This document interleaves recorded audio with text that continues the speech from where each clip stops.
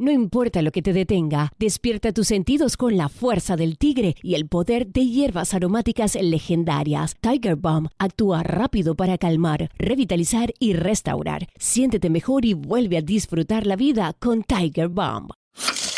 La Sociedad Española de Radiodifusión presenta... Ser... ¡Viva la radio! Podcast. Siempre. Ser Historia. Cadena Ser. Con Nacho Ares. Dentro de la colección de cartografía del Museo Naval contamos con una pieza única que es la Carta Universal de Juan de la Cosa, un marino cántabro de Santoña que la realizó en el puerto de Santa María.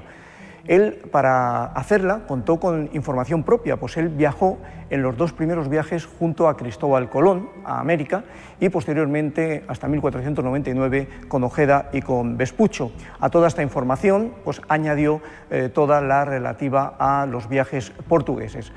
No solamente es quizá la pieza más importante del Museo Naval, sino que se trata de uno de los hitos en la historia de la cartografía, porque es el primer mapa que contiene la representación de América.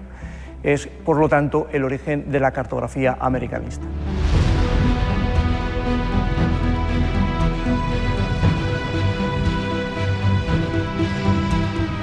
Comenzamos este nuevo programa de Ser Historia escuchando la voz del director de cartografía del Museo Naval en Madrid, un buen amigo, José María, que nos explicaba la importancia, ¿no?, del trabajo de una de las personas, no voy a decir que poco reconocidas, ¿no?, pero que quizás sí que ha pasado desapercibida, ¿no?, a lo largo de la historia, y desde luego que no merece en absoluto ese silencio que se ha creado sobre él, ¿no?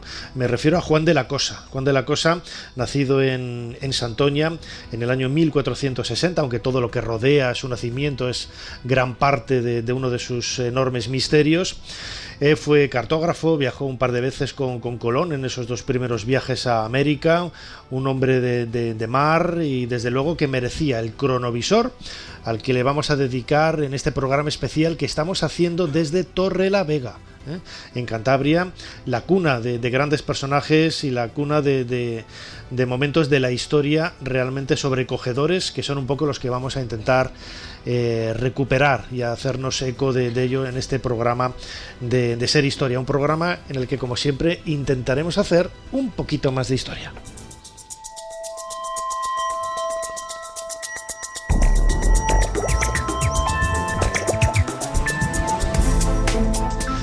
Bienvenidos a Ser Historia. Lo acabo de decir, estamos en Torrelavega, estamos en una de las cunas de la historia de esta zona, de esta región de la comunidad de cántabra, disfrutando de un montón de amigos, ¿no? Quería dar las gracias al ayuntamiento de la ciudad de Torrelavega por el cariñoso recibimiento, ¿no?, que nos ha hecho una vez más para poder estar con todos en este programa especial de Ser Historia. Estamos en el Centro Cultural y lleno de gente, con una sala, como siempre. Las invitaciones nos las quitaban de las manos, ¿no? En todos los sitios a donde vamos, la verdad es que siempre es agradecer que la gente siga con tanto entusiasmo y con tanto cariño este programa de Ser Historia, que vamos a dedicar no solamente a la figura de Juan de la Cosa, como decíamos ahora, sino que también vamos a hablar de personajes importantes, monumentos de la propia ciudad de Torrelavega, de la figura de Felipe II, que tiene también muchos elementos conectados con esta comunidad, y por supuesto, hablando de Cantabria, habría que hablar de prehistoria, de sus cuevas, ¿no?, que será, como digo, uno de los temas también que vamos a tratar. Como siempre, soy Nacho Ares y les doy de nuevo la bienvenida a Ser Historia. Comenzamos. Sigue a Ser Historia en las redes sociales. Nos tienes en Twitter, Facebook, YouTube, Instagram y TikTok. @Ser Historia. Y también puedes suscribirte a nuestra newsletter mandándonos un correo a serhistoria@cadenaser.com. Jesús Callejo, una semana más, bienvenido de nuevo a Ser Historia. ¿Qué tal, Nacho? Pues un placer, como siempre, y hoy doble placer por el lugar en el que estamos y por la brisa marina, ¿no?, que nos está llegando. Desde luego que sí. Celebramos estos 40 años, ¿no?, de Ser Torrelavega, y qué mejor hacerlo en este centro cultural. Hermilio Alcalde del Río, un personaje importante del que luego también vamos a hablar, que tiene sus lazos, ¿no?, con la historia de la arqueología y muchos elementos históricos de esta comarca, y también, como no, pues todas las actividades que estamos haciendo a lo largo y ancho de este año 2024 para celebrar los 100 años de la cadena SER. Jesús, como siempre, tenemos aquí nuestro Playmobil de Juan de la Cosa, un personaje, lo decía yo ahora, ¿no?, relativamente desconocido, ¿no?, en la historia de España, un gran cartógrafo, un gran marinero. Yo recuerdo cuando estudié en la Universidad de Valladolid, una de las aulas que utilizamos en primero o en segundo era Juan de la Cosa, ¿no? Uh-huh. ¿Dónde tenemos esta clase? En Juan de la Cosa, ¿no? Y ahí muchos descubrimos, porque no lo habíamos descubierto antes, quién fue este cartógrafo y marinero, todo un personajazo, ¿no? Todo un personaje, y además uno de los personajes de Ángel Garón, si te acuerdas de este humorista, que una personificación era Juan de la Cosa, que no tenía nada que ver con el personaje del que vamos a hablar ahora. Sí, además son de estas personas, navegante, cartógrafo, no tanto descubridor, que podemos hablar de él gracias a que se descubrió ese gran mapa, un mapa que realizó en el año 1500, que estuvo durante más de 3 siglos desaparecido, y que si no se hubiera encontrado en el siglo XIX y al final, por distintas razones, llegó a España, pues a lo mejor no estaríamos hablando de él.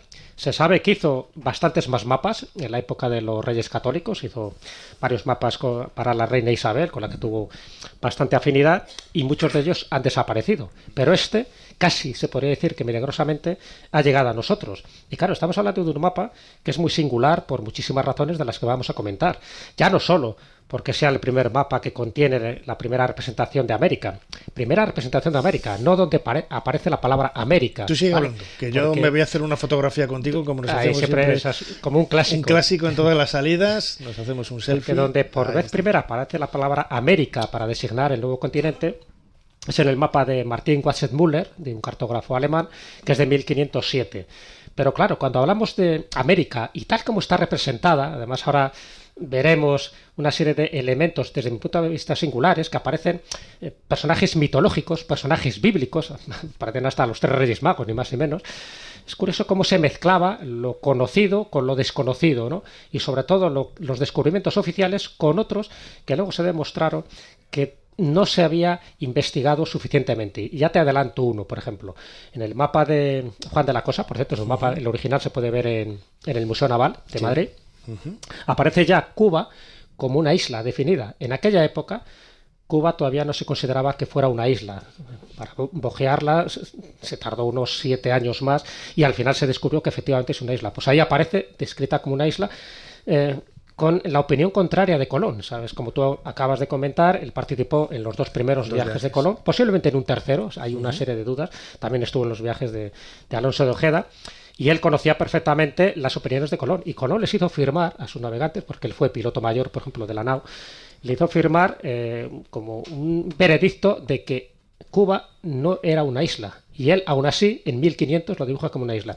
Es decir, tenía información privilegiada, la dejó plasmada ahí, aparece incluso San Cristóbal también, aparece el Preste Juan, aparece una serie de elementos muy significativos que nos indica, y sobre todo la descripción que hace de las islas de las Antillas, que muchas de esas averiguaciones que él describe no eran conocidas en el año 1500, que posiblemente sí se basó en informaciones anteriores, por supuesto de otros navegantes, casi siempre portugueses. No me extrañaría que alguno chino, luego te comentaré también la teoría que hay alrededor, y que evidentemente lo convierte en un mapa singular, único, ya digo, no solo porque aparezca por vez primera América, ojo, también se hablaba del mapa de Vinlandia, diciendo que era un mapa hecho por los vikingos, un mapa datado en el año 1434, donde aparecería Vinlandia, que sería un poco lo que sería Terranova dentro de lo que es Norteamérica, pero luego se ha descubierto por un tipo de tinta, la natasa, que es un mineral de dióxido de titanio que solo fue sintetizado en el siglo XX. Por lo tanto, el pergamino es cierto que es del siglo XV,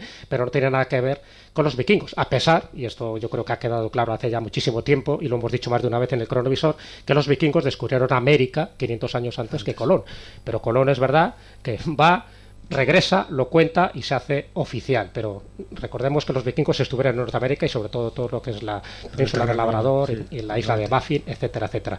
Así que efectivamente el Juan de la Cosa, sus peripecias, que por cierto fue también hasta espía en Lisboa, y todo su mapa es lo que le ha convertido en un personaje totalmente singular y digno de este cronovisor. Jesús Callejo, tenemos delante de nosotros el teclado de nuestro cronovisor. ¿Cuál es la fecha que nos propones en esta ocasión? La fecha es el 28 de julio del año 1500.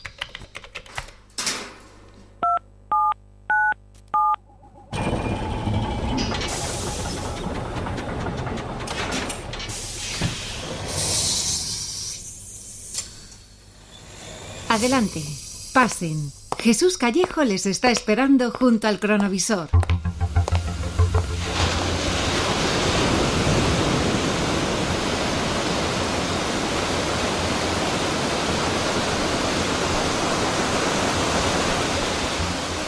Jesús, tenemos delante de nosotros las olas, el mar, pero yo no sé si estamos al norte o al sur de la península. Estamos en España, estamos al sur, estamos en el puerto de Santa María, en Cádiz, en su casa, la casa de Juan de la Cosa, porque estamos en un momento clave donde está elaborando este mapa. Acuérdate que es en el año 1500, estamos en esa fecha donde él lo está elaborando en función, ya te digo, de los descubrimientos y de los portulanos que él ya conocía, y aparte de sus propias averiguaciones, pero fijándonos en un detalle muy significativo de este mapa.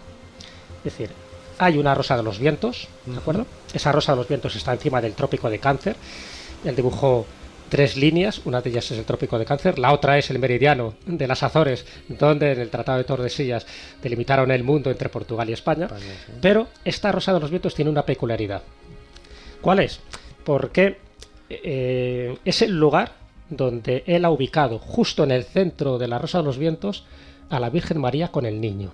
Eso normalmente, en otro tipo de cartas de marear o cartas náuticas, se coloca donde él ha colocado a San Cristóbal. Qué curioso San Cristóbal, que hace mención no solo al santo, en fin, protector de los viajeros, sino también a Cristóbal por Cristóbal Colón. En fin, hay toda una simbología y además lo coloca en un lugar muy específico de Centroamérica. Bueno, ¿por qué en este momento hemos llegado con el cronovisor?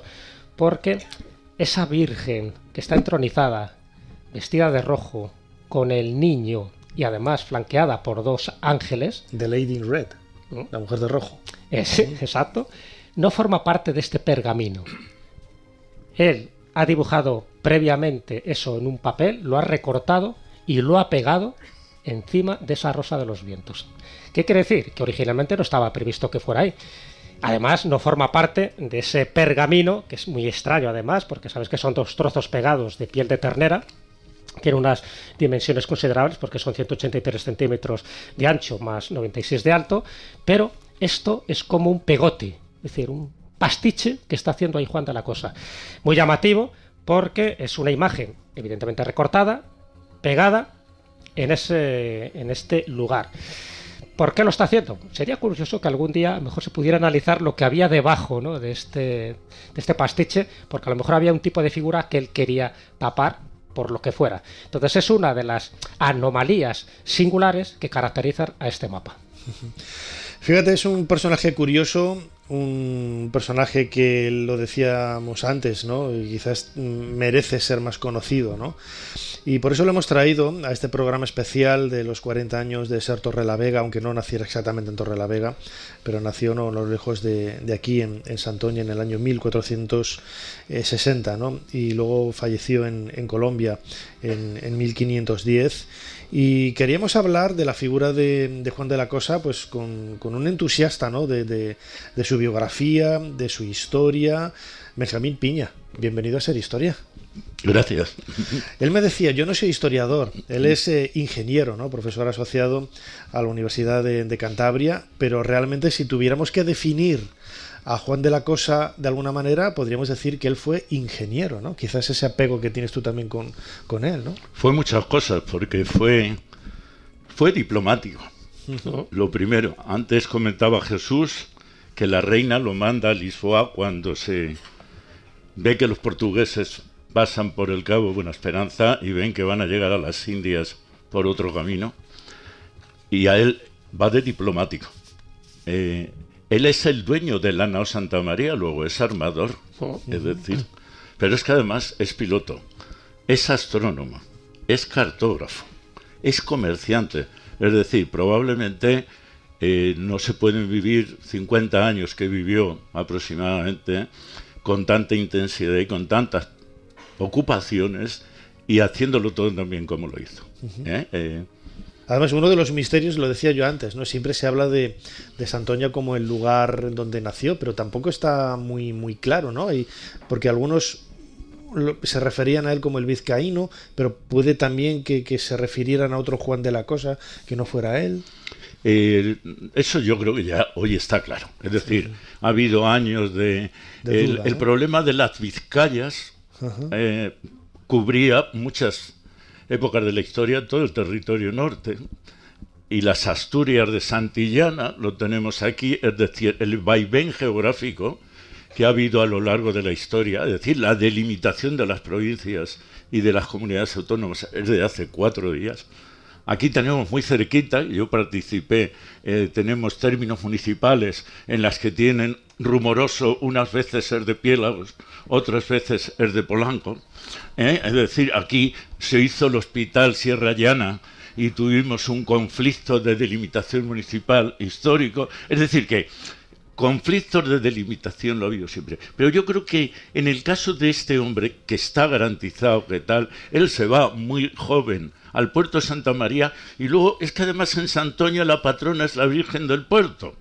Y entonces se vuelve, a nivel de toponimia, se vuelven a poner topónimos que a veces confusos. Pero yo del personaje me gustaría distinguir, lo primero, el marco histórico.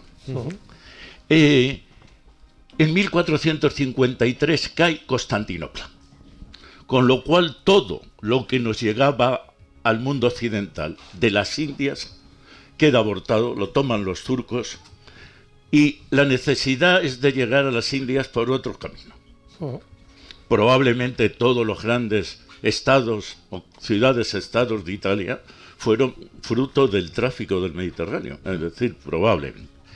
Y entonces, ¿qué hacen? Los portugueses se ponen inmediatamente a bordear África, y ya en 1488 ya pasan el cabo, Bartolomé Díaz pasa el cabo de Buena Esperanza.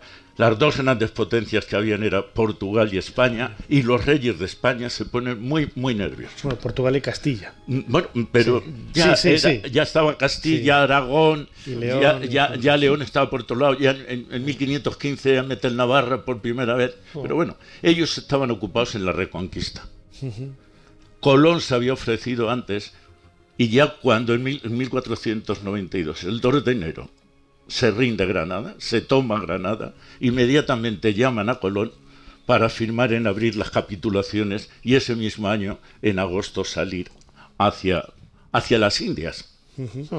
Benjamín, una cosa, quizás la tarea, ¿no? El trabajo por el que más destacó, además en todo este contexto histórico que estás diciendo, Juan de la Cosa, era precisamente por las cartas, ¿no? de marear los mapas, que podemos pensar que bueno, un mapa lo tenemos ahora en el teléfono móvil, es algo muy cotidiano, pero en aquella época era información sensible, vital para los destinos e intereses políticos, económicos de cualquier potencia, ¿no? Como era Castilla, España y Portugal, ¿no? De ahí el valor que tenían estos mapas. Tal es así que la carta se guarda en la Casa de Contratación de Sevilla, que era como un secreto de Estado. Es decir, evidente el mapa. Pero además, antes lo comentaba Jesús, en el mapa hay muchas cosas que teóricamente no estaban descubiertas. Es decir, la insularidad de Cuba, que hasta 1507 tal, él la dibuja. Pero es que además la cartela que le dedica a San Cristóbal la pone probablemente en lo que es el himno de Panamá. Es decir, probablemente, evidentemente el Pacífico no se sabía nada, pero la cartela la coloca ahí. Y se la dedica a San Cristóbal. Es decir, y San Cristóbal era... Con Cristóbal Colón parece ser, hay mucha literatura. Él es el dueño de la Santa María, de la nave. Y en la noche del 24 de diciembre del año 92, estando la nave tal, estaban celebrando la Nochebuena, pues encalla, y parece ser que a partir de ahí hay una gran disputa entre ellos, hay tal, pero yo creo que no, porque el segundo viaje vuelve con él, parece que fue un tercero. Pero volviendo a la carta, que creo que En la carta, desde el siglo II, Ptolomeo, un cartógrafo y astrónomo griego, no se había hecho absolutamente nada de dibujar lo que era un meridiano y lo que era un paralelo. Las cartas que habían eran portulanos que se hacían para navegar y lo único que hacían era recoger el perfil de la costa para ir de puerto en puerto. Para ir de puerto en puerto. Además, es curioso porque él hace otra cosa. Se hacía manteniendo rumbo, que eso se llama siguiendo la losodrómica. Pero no era el camino más corto. Que es lo que cuando vemos el gráfico del vuelo de un avión, decimos, pero ¿y por qué hace esta curva? Bueno, manteniendo rumbo, llegas a un sitio, es más fácil navegar, pero no hace uno el camino. Él ya dibuja algunas líneas ortodrómicas, que son las más cortas entre dos puntos. Evidentemente, en una tierra esférica no son líneas rectas, si son líneas curvas. ¿Pero no era plana la Tierra? Ah, bueno, yo creo que todavía hay terraplanistas. Todavía hay algunos, todavía queda alguno. Sí. Y luego, cuando dibuja dos paralelos, dibuja el Ecuador y dibuja el Trópico de Cáncer. No se conocía todavía ninguna manera de medir la latitud. No se conocía el modelo heliocéntrico de que no somos el centro de nada. Copérnico lo hace en 1540 y tanto, muchísimo después que él. Y él ya intuye, con los dibujos que hace del trópico, de latitud y longitud, que ya entiende que quien gira alrededor de la traslación es el Sol, la Tierra alrededor del Sol. Fíjate, Jesús, el valor desde el punto de vista científico de este personaje, ¿no? de nuestra historia, de este protagonista, Juan de la Cosa, que superó, ¿no? a muchísima gente y a muchísimos incluso científicos, inventores, ¿no? Cuando se habla de Juan de la Cosa se piensa de él solo como el marino que dibujó un mapa, ¿no? Como si me pongo yo aquí ahora sobre la servilleta que estaba dibujando aquí a Speedy González, ¿no? Hago el mapa de la Tierra conocida entonces, ¿no? Y sin embargo es muchísimo más. Es muchísimo más, es lo que estamos comentando, en fin, lo que está comentando Benjamín, en fin, es una persona muy implicada prácticamente en todos los asuntos de Estado de aquella época. El ser diplomático era algo más, incluso, ya digo que se le ha atribuido un poco también labores de espionaje porque quería averiguar un poco la corte de Manuel I de Portugal, pues un poco todos los descubrimientos de Vasco de Gama en aquella época, porque era muy importante. Acuérdate que en aquel momento la cartografía, es decir, el señalar territorios no conocidos oficialmente, eso era oro puro, ¿no? Porque te daba la posibilidad de ir en busca de especias, en busca de oro o en busca de esclavos, ¿no? Porque por entonces también se buscaba eso. Así que la cartografía siempre era un motivo de ocultación, algo secreto, por supuesto, desvelar este tipo de información acarreaba la pena de muerte. Y él supo cuidarse muy bien, a pesar de las acusaciones de Colón, lo que tú dices, ¿no? Él era un poco el capitán o el dueño, ¿no? el armador de la nao, y Colón le atribuye un poco el desastre en ese día de Navidad, que por cierto se hace el primer fuerte de Navidad, que sería el primer asentamiento gracias al desguace de la nao. Es cierto que Juan de la Cosa, y eso es mi opinión, ¿no? En función de lo que yo he investigado de su vida, él tenía información privilegiada, no solo de los portulanos portugueses, que eran los más conocidos, no solo de la cartografía, por ejemplo, de Mallorca, de Abraham Cresques, que era fundamental también en aquella época, sino que él tenía otro tipo de conocimientos. Y pongo un par de ejemplos que yo creo que son muy significativos. Además, un poco quiero compartirlo también con todos vosotros, porque anteriormente, incluso posteriormente también, pero anteriormente, por ejemplo, el mapa de Picigano, ¿no? El mapa de Picigano, que es un mapa del año 1424, aparece ya reflejadas una serie de islas de las Antillas, y en concreto dos.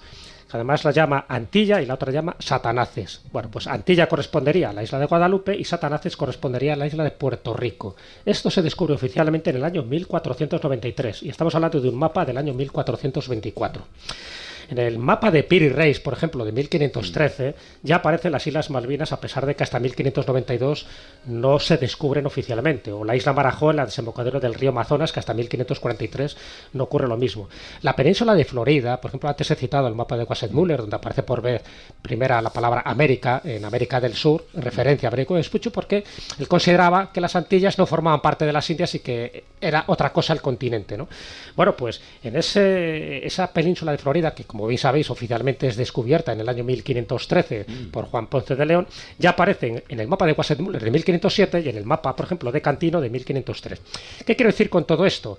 Que ya había una cartografía secreta, que ya había países, entre ellos España, Portugal, posiblemente Alemania y alguno más, que sabían perfectamente qué rutas eran las más fáciles para llegar a la otra parte del mundo, que lo llamaban Asia porque había que llamarlo de otra forma, ¿no?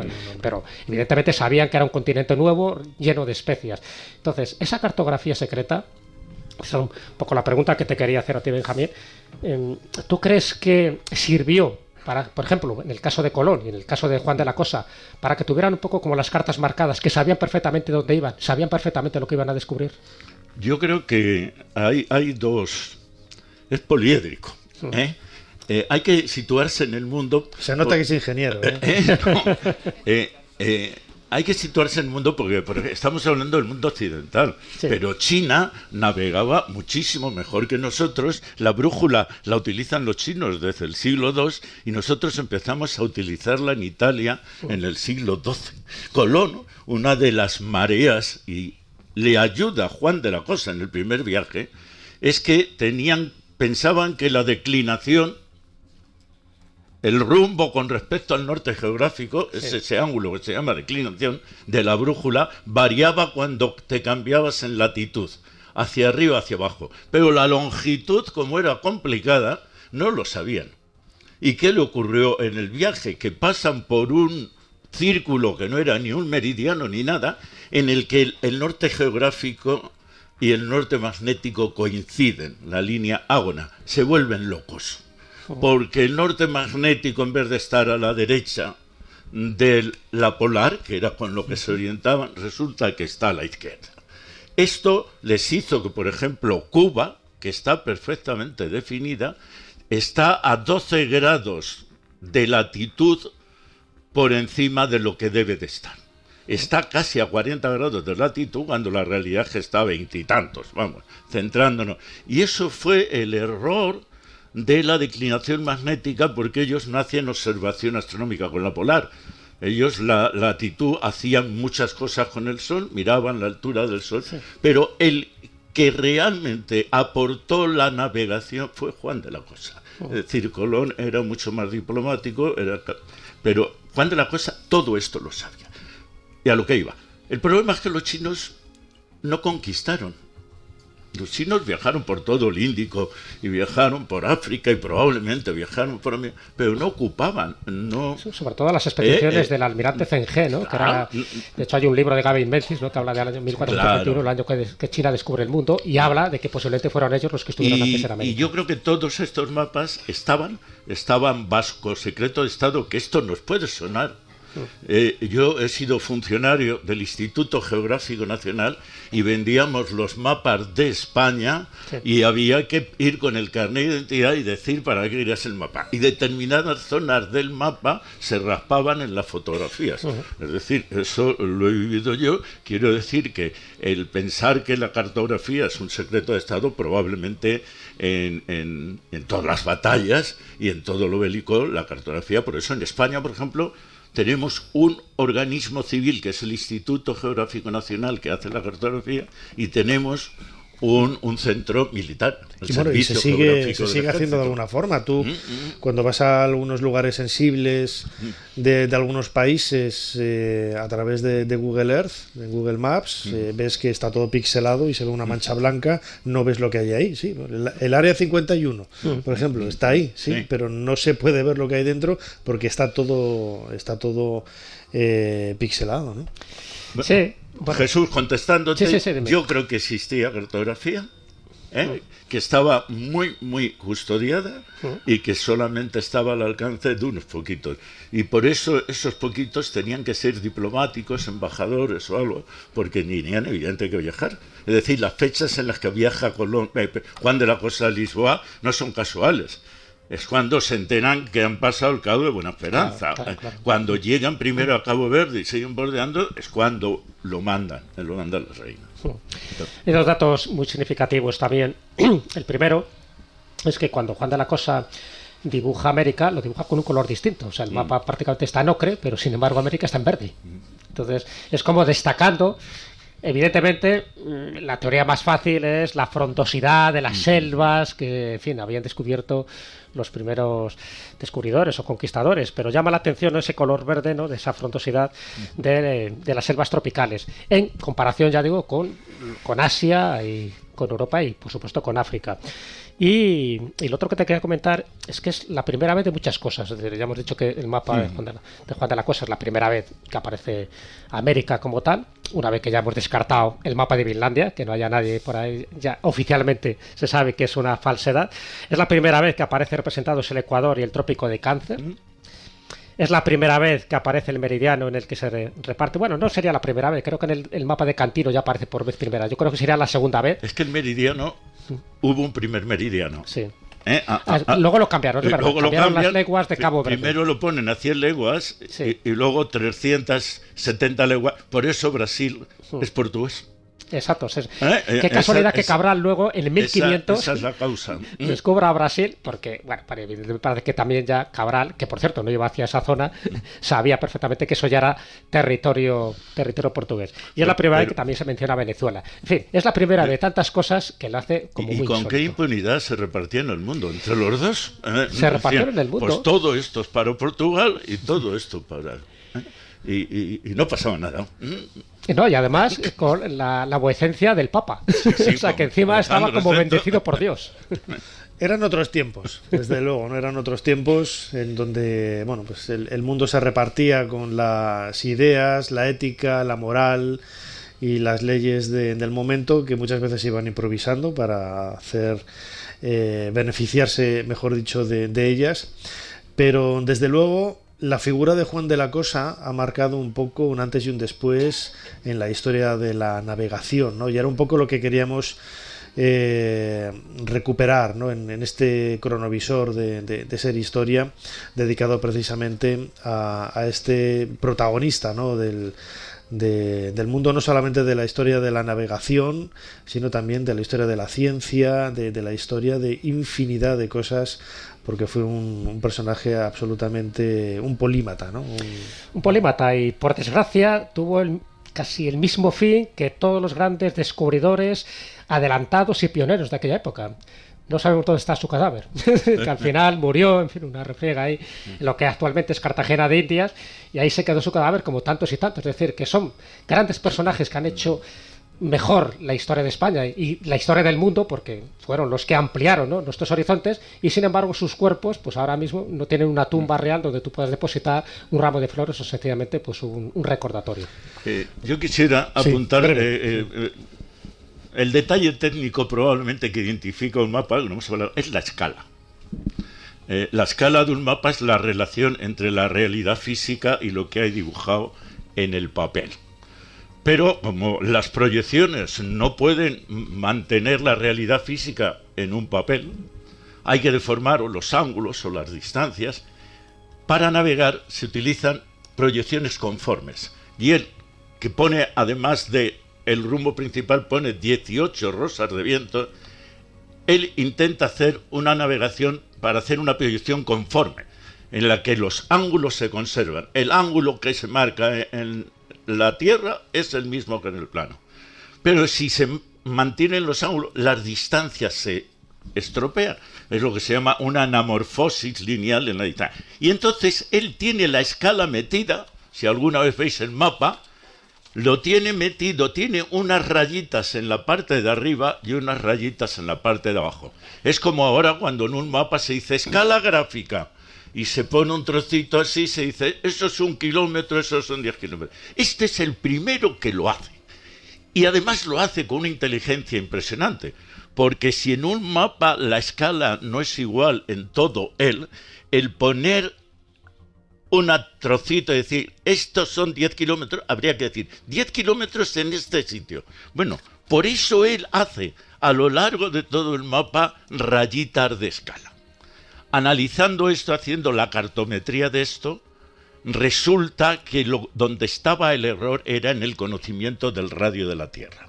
El radio de la Tierra, que son unos 6.000, suponiendo la Tierra esférica, 6.370 kilómetros de media, ellos pensaban que tenía unos 5.900.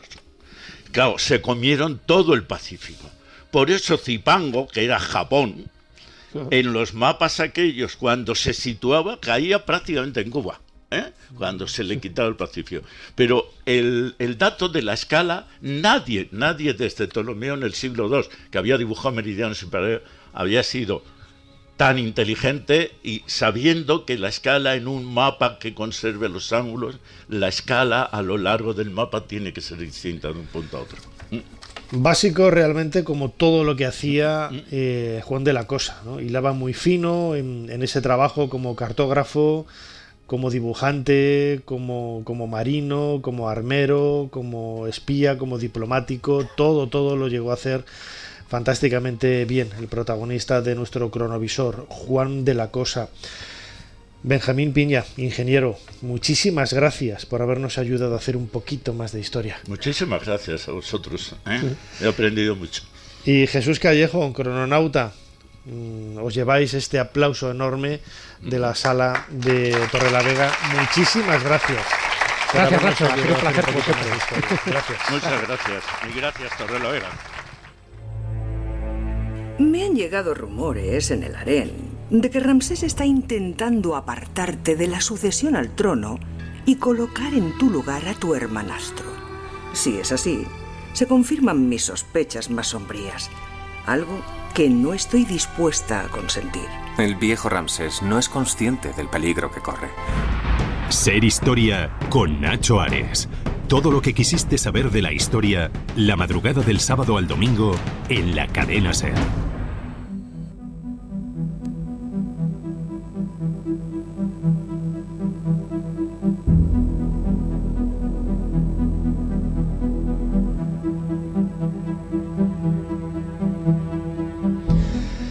Continuamos en Ser Historia, en este programa especial que estamos haciendo en Torrelavega, en el Centro Cultural Hermilio Alcalde del Río, gracias a la invitación que nos ha hecho el ayuntamiento de esta ciudad cántabra. Hemos estado hablando de la figura de Juan de la Cosa, luego hablaremos de prehistoria y de Felipe II, y queríamos hablar precisamente de la ciudad y de su historia, pues con su alcalde, Javier López Estrada. Bienvenido de nuevo a Ser Historia. Hola, ¿qué tal? Muchas gracias, Nacho. Javier López, el alcalde de Torrelavega, ya estuvo con nosotros hace unos años en el otro programa que hicimos aquí de Ser Historia, un programa, bueno, pues absolutamente fantástico, ¿no? Donde nos acogieron, como siempre hacen también los compañeros de la cadena SER en Cantabria y en Torrelavega. La ciudad de Torrelavega es una ciudad plenamente industrial. Yo recuerdo, ¿no?, esas noticias en los años 80, en los años 90, ¿no?, de la reconversión industrial, los problemas que había, las manifestaciones, mucha gente se quedó en la calle, ¿no? Y poco a poco todo eso se ha ido revirtiendo, ¿no? Y la historia de Torrelavega, que está muy ligada a la industria, ¿no?, ha ido cambiando, ¿no?, las tornas y realizando nuevas propuestas también desde el punto de vista histórico e industrial, ¿no? Sí, la ciudad de Torrelavega ha sido industrial por siglos de la historia. Desde 1398 es el primer vestigio de la ferrería de la Rucha en Viérnoles, que fue uno de los puntos más importantes en el trabajo del hierro de esta comunidad autónoma, que históricamente también había sido sede de muchas minas de hierro ya desde tiempo de los romanos. A partir de ahí, el marqués de Santillana, bueno, el duque del Infantado, instala la fábrica de hilados.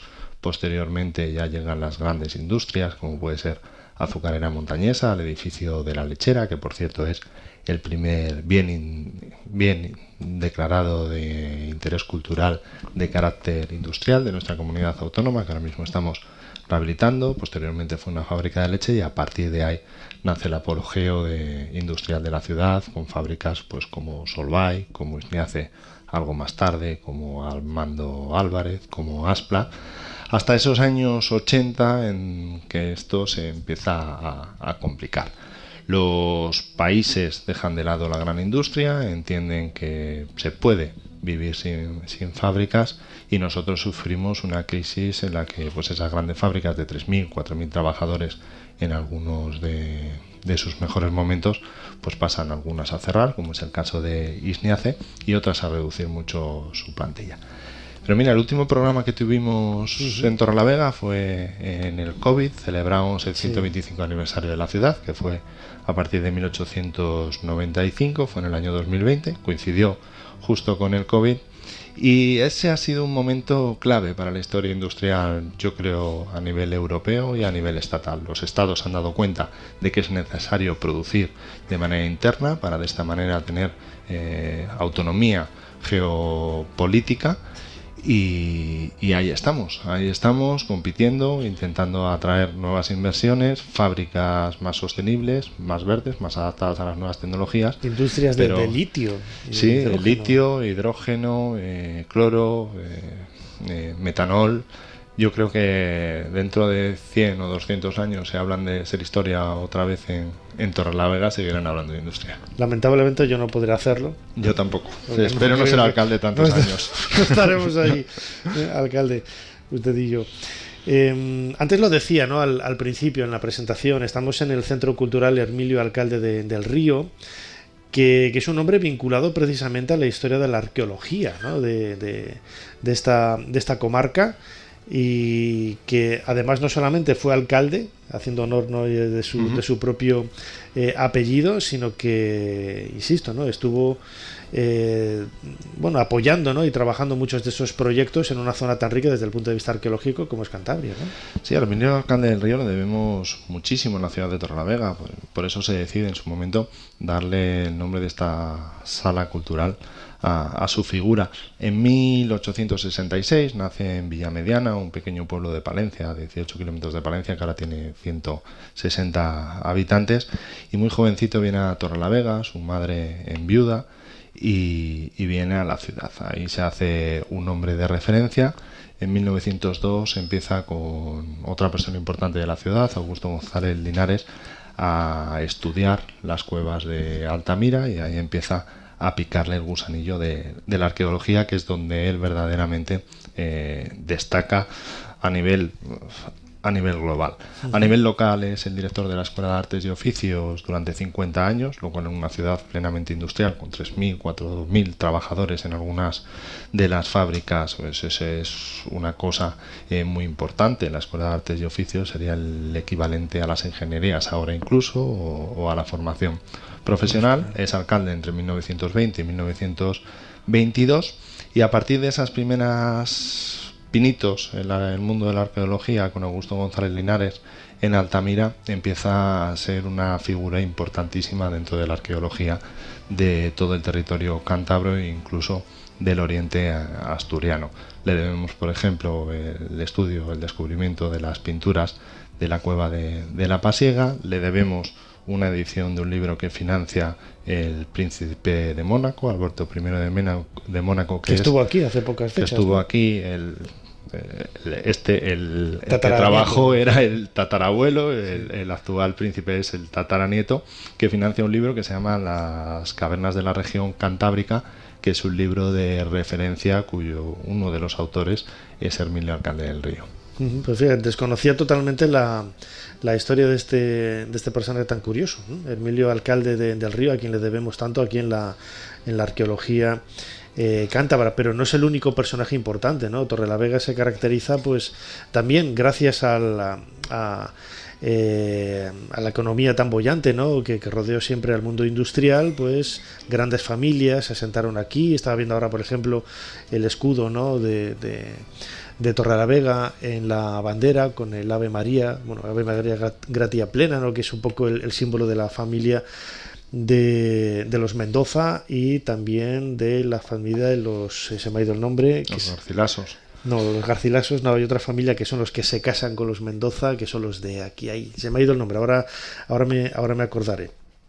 Y Íñigo López de Mendoza es hijo de Leonor de la Vega, a la que nosotros consideramos la fundadora de la ciudad. Íñigo, luego los descendientes de Íñigo López de Mendoza, primer marqués de Santillana, el segundo marqués de Santillana pasa a ser el duque del Infantado. La familia del Infantado, no me salía. Por aquella época fueron unos de los grandes de España y claves en esa historia a la que hacía referencia antes Jesús y Benjamín. Claro. Y dentro de esas grandes casonas y de esos grandes edificios, ¿no?, hay algunos nombres que seguramente a muchos, ¿no?, de los que nos están escuchando ahora les sonará, ¿no? El nombre de Concha Espina está vinculado al Real Madrid, ¿no?, por la calle que hay junto al Santiago Bernabéu, pero ella fue una escritora de aquí. Sí, Concha Espina en realidad nace en Santander. Lo que pasa es que los torralavenses tenemos la habéis robado. La suerte de robarles cosas a los vecinos, las cosas buenas se las robamos. La bahía no la podemos mover, pero bueno, a Concha Espina sí, la hemos puesto nuestro mejor obra cultural, que es el teatro. En el año 2007 se le puso el nombre de Concha Espina. Persona importantísima en la literatura española, que nace en Santander, posteriormente se va a Mazcuerras, que es un municipio precioso muy cerca de Torrelavega, luego emigra a Chile, a Valparaíso, hasta que vuelve a España, a Madrid. Concha Espina tiene una historia curiosa porque fue la primera española candidata al premio Nobel y lo hizo en 3 ocasiones, en 1926, 1928 y 1929. Y lo más triste de toda esta historia es que en su primera candidatura, en 1926, pierde por un único voto. Gana una escritora italiana, Grazia Melenda, y resulta que la Academia Española de la Lengua no había dado su voto a Concha Espina, con lo cual es una de esas injusticias de Nos pasa igual que en historia. Eurovisión. O sea, siempre votamos al vecino en vez de votarnos a nosotros, somos tontos del voto. Pero ya desde hace años, porque esto fue hace 98. Desde luego. Y es un personaje. Jesús, tendremos que dedicar un cronovisor a Concha Espina. Es una gran mujer. Que está basada en León. Fíjate, ya todo queda ahí en León, claro que sí. Y también hay la historia, ya para ir acabando, Javier López Estrada, alcalde, que esta sí que yo la desconocía totalmente, la historia de Vicente Trueba. Bueno, Vicente Trueba es otro de los personajes importantes de la ciudad de Torrelavega. Tiene también el pabellón, el mejor pabellón polideportivo de la ciudad. Vicente Trueba fue un ciclista nacido en Sierra Pando, que es el pueblo que está más al este de la ciudad. Vicente Trueba participa en 6 Tours de Francia, lo hace con mejores éxitos en 1932 y en 1933. Después su carrera se trunca porque coge tuberculosis, llega a la guerra civil y sus mayores éxitos fueron que en 1932 se implanta el premio de la montaña en el Tour de Francia debido a que Vicente Trueba, la pulga de Torrelavega, le denominaron por aquella época, era un escalador soberbio, muchísimo mejor que los demás. Entonces, de 1,90, ¿no? Por el mote de 1,90, ¿no? Era muy chiquitín, muy bravo, muy fuerte. Y al año siguiente, en 1933, la parte bonita de la historia es que el mismo premio que se implanta, él consigue ganarlo como mejor corredor de la montaña. Por aquella época el Tour de Francia era bastante distinto al actual, se corría en una especie de equipos nacionales, corría Francia, corría Italia, y en esos Tours del 32 y del 33 España no había llevado representación. Entonces Vicente Trueba iba como turista de ruta, se llamaba, y iba él solo, no tenía derecho a mecánico, ni a apoyo, ni a nada que se le pareciese o que ahora podemos imaginar. Resulta que en una de las carreras, después de pasar los 4 etapas de los Alpes, una carrera con llegada a Niza, hay una escapada y la mayoría de los ciclistas llegan tarde, llegan una vez cerrado el crono oficial, y por tanto todos los ciclistas, a excepción de 4, deberían haber sido expulsados del Tour de Francia. Cuando esto sucede, quedan 13 etapas para llegar a París y por tanto para finalizar el Tour, y para la organización eso era un auténtico desastre, sobre todo porque los franceses se habían quedado fuera. Entonces lo que decidieron fue repescar a varios de esos corredores. Y resulta que en la llegada a París, Vicente Trueba es el primero de los corredores que llega sin haber debido ser descalificado en esa etapa. Por tanto, Vicente Trueba debería haber ganado el Tour de Francia en 1933, pues varios años antes de que lo hiciera Federico Martín Madamontes, que fue el primer ciclista español en conseguirlo en 1959. Una historia también no deja de ser una historia de superación, ¿no? También de alguna forma de uno de esos héroes aquí de Torrelavega, ¿no? Torrelavega, precisamente el nombre viene de una de esas grandes familias, ¿no? De la Vega, ¿no? La Torre de la Vega se crea a principios del siglo XIV. Leonor de la Vega, la madre del marqués de Santillana, es quien la crea, además muy cerquita de aquí, ¿no? Los restos ya no se conservan, ¿no? Donde estaba donde está ahora la iglesia de la Virgen Grande, ¿no? Eso es. Muy cerquina de aquí. Y claro, se hace esa torre para controlar los impuestos de la comarca, lo que ya no se está hablando. Cuando se hace un edificio exprofeso para esta función, ya no se está hablando de la importancia económica que tenía Torrelavega en aquella época, en el siglo XIV. Sí, por supuesto. Como bien decía Benjamín anteriormente, aquí en esta zona nosotros éramos las Asturias de Santillana, dominadas por la Casa de la Vega, pero apenas unos kilómetros pues estaban las Asturias de Oviedo. De ahí viene el nombre posterior del Principado de Asturias. El peso de la Casa de la Vega en este entorno es tal que también se convierte en parte de la fundación de la Comunidad Autónoma de Cantabria con el Pleito de los Valles, que es la consecuencia del poder que tenía la Casa de la Vega y de la reacción que tienen los municipios colindantes ante ese poder en el momento en el que la Casa va perdiendo fuerza. Pero hay ciudades y pueblos, Butrego de Lozoya, por ejemplo, que están vinculados que está a 400 kilómetros de la ciudad y que tiene exactamente el mismo escudo que nosotros porque pertenece a la misma casa. De esta casa, de la Casa de la Vega, pues por ejemplo sale también Garcilaso, el poeta, o incluso Jorge Manrique también es familiar de Íñigo López de Mendoza. Gran tierra para grandes personajes, desde luego, ¿no? Es un poco lo que hemos querido contar en estos últimos minutos aquí en Ser Historia, en esta charla que hemos tenido con el alcalde de Torrelavega, Javier López Estrada, buen conocedor de su historia. Da gusto encontrarse con políticos de este perfil, ¿no? que conocen la historia del lugar en donde gobiernan. Javier, una vez más, muchísimas gracias por la invitación para poder estar este momento aquí compartiendo con todos los amigos de Torrelavega estos minutos de Ser Historia aquí en la cadena SER, para celebrar también estos 40 años de Ser Torrelavega. Y como decimos siempre, muchísimas gracias por habernos ayudado a hacer un poquito más de historia. Muchísimas gracias, Nacho, ha sido un placer. Gracias. En Saint-Gervais, Blois, a 25 de mayo de 1856. Empiezo hoy con estas líneas mis memorias, las memorias de un mago y un humilde aspirante a científico. Si el lector me lo permite, voy a conducirle por algunas escenas de mi vida, servirle de cicerone, y para evitarle la fatiga, haré de modo en mi calidad de exbrujo que su viaje y visita se ejecuten sin cambiar de sitio. Ser Historia con Nacho Ares. Todo lo que quisiste saber de la historia, la madrugada del sábado al domingo, en la cadena SER.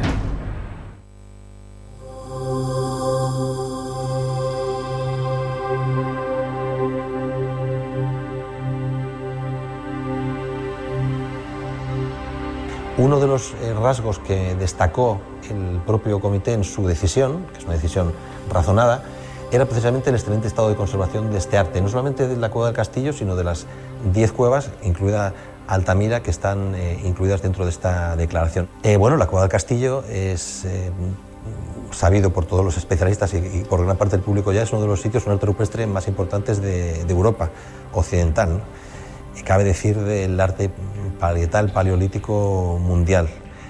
Y lo es por dos circunstancias fundamentales. Primero, por la enorme cantidad de representaciones que alberga la cueva. La cueva alberga, por los últimos recuentos realizados por el profesor Magrene, más de 3.000 unidades gráficas, y esto nos da una idea del número enorme de pinturas, de grabados y de otro tipo de manifestaciones parietales. Y además son representaciones parietales que se distribuyen a lo largo de toda la cueva.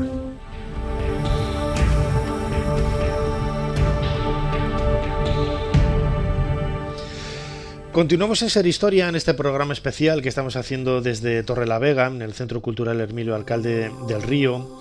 Y escuchábamos ahora en un fragmento de un vídeo de la UNED hablando de la Cueva del Castillo a Roberto Ontañón, director de Cuevas Prehistóricas de Cantabria y director del MUPAC, ¿no? Hablaba precisamente de la Cueva del Castillo, pero bueno, es quizás un referente más, ¿no? de las muchísimas cuevas, ¿no?, que hay en Cantabria. Quizás la más conocida y también, ¿por qué no?, quizás la más importante es la cueva de Altamira.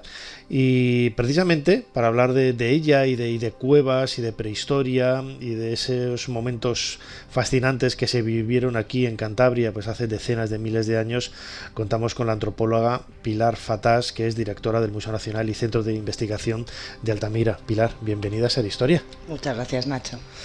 La primera pregunta, esta vez la gente que piensa en Cantabria desde el punto de vista histórico, más allá de Juan de la Cosa y de otros referentes que hay, lo primero que piensa es en la prehistoria y en las cuevas. ¿Por qué aquí hay tantas cuevas y no en otros lugares? Bueno, pues lógicamente tenemos que retrotraernos a aquel momento, ¿no? Es cierto que en el momento, en la prehistoria, durante el Paleolítico, bueno, pues hay unas circunstancias que hacen que toda la cornisa cantábrica, es decir, Asturias, Cantabria y País Vasco, pues sea una zona pues que tiene cuevas, tiene unas condiciones, etcétera, etcétera, una climatología que hace que sea un buen sitio como para residir, digamos, ¿no? Pero es que entre esas tres comunidades autónomas, esa región amplia, es verdad que la zona centro es la zona de Cantabria y es donde tenemos esta gran acumulación de cuevas, no solo de cuevas geológicas, porque es verdad que hay una gran acumulación pues por las formaciones kársticas de esta comunidad, sino de cuevas que fueron habitadas y que por lo tanto hay restos arqueológicos y que además también fueron pintadas, grabadas, y por lo tanto está ese legado de quienes fueron nuestros antepasados y antepasadas, que es el arte rupestre paleolítico.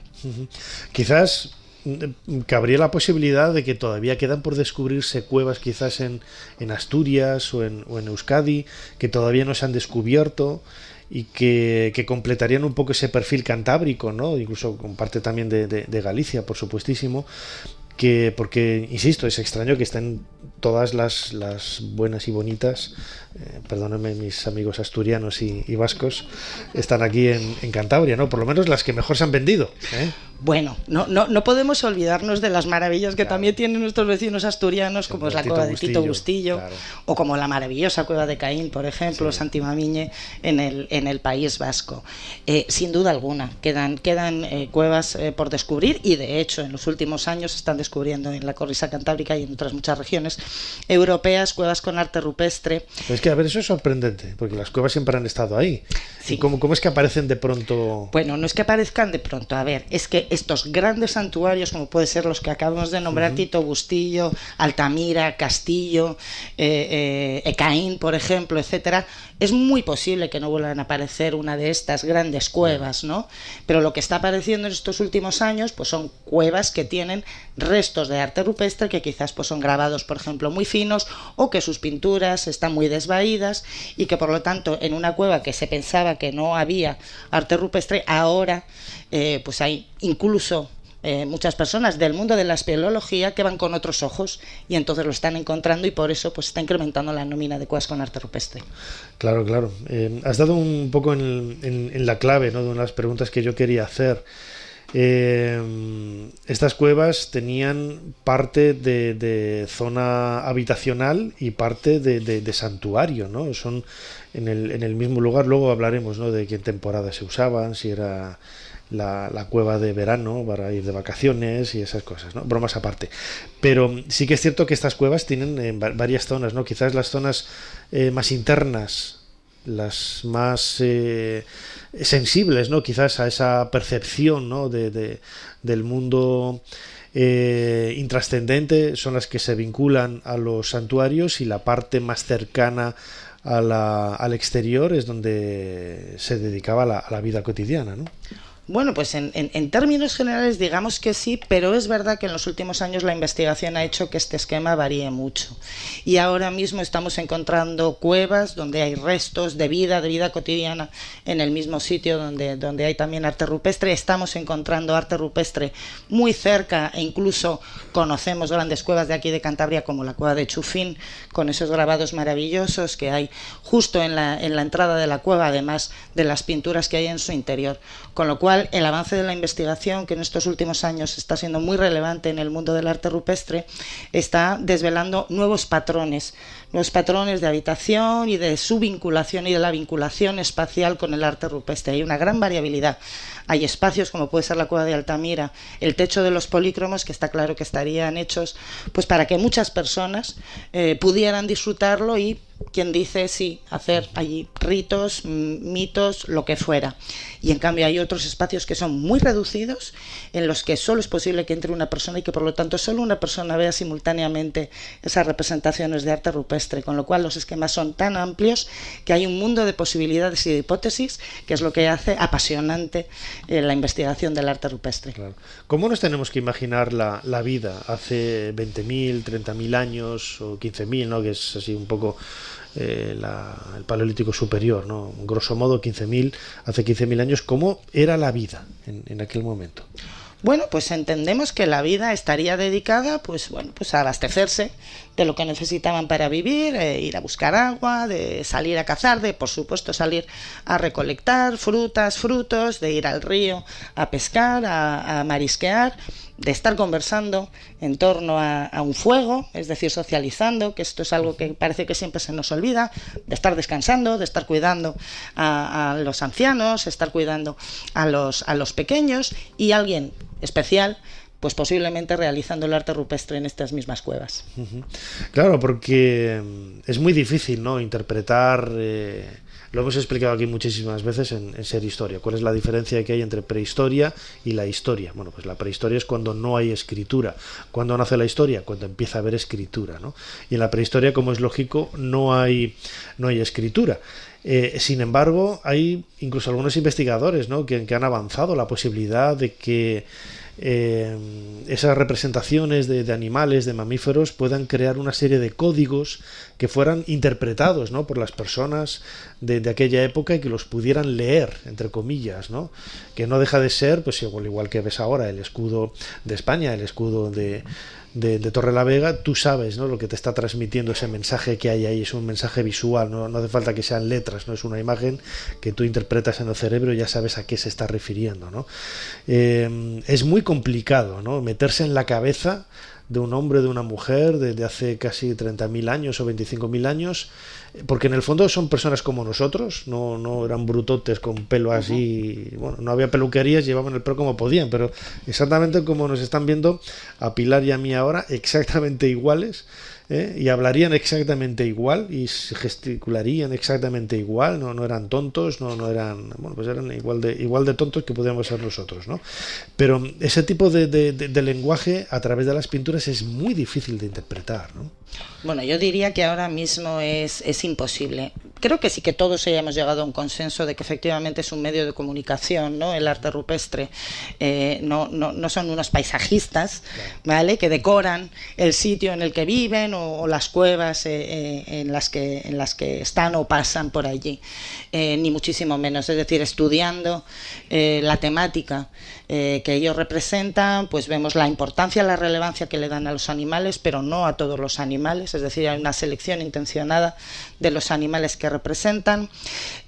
Por algún extraño motivo que no llegamos a alcanzar, no representan de una forma naturalista a las personas, a los humanos, a las humanas, sino que si lo hacen mezclan caracteres humanos y caracteres animales, lo que llamamos los antropomorfos, o la parte por el todo, es decir, las manos, órganos, las vulvas de Altamira y reconoces perfectamente. Pero vamos, parece que lo han sacado un libro de todo ciencias naturales de ahora.